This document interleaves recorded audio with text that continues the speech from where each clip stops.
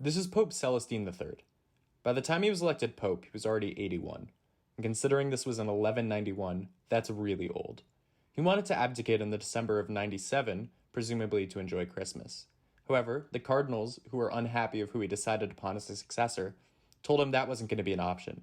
So the 88-year-old man continued to be pope and, to everyone's complete surprise, died a month later. The new pope, Innocent III, was young and ambitious. To celebrate his papal ascension, he called for a new, fourth crusade. The Crusaders, led by Boniface of Montferrat, who there are no paintings of if you couldn't guess, didn't agree with the pope's chosen target of Jerusalem.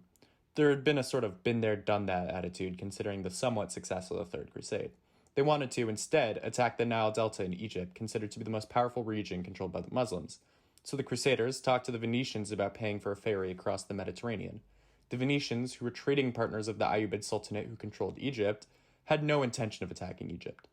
Luckily enough, Boniface encountered a disgraced Byzantine prince who convinced him to put him on the Eastern Roman Empire's throne so he could pledge his troops towards their crusade. The Venetians agreed, so the Crusaders, who owed them for the boats and all that, sacked the Christian city of Constantinople and then went home. Great crusade, guys. The Eastern Roman Empire never recovered in strength, being torn apart into a bunch of successor states, until they were eventually conquered by the Ottomans, pictured here of Solomon the Magnificent and his magnificent hat.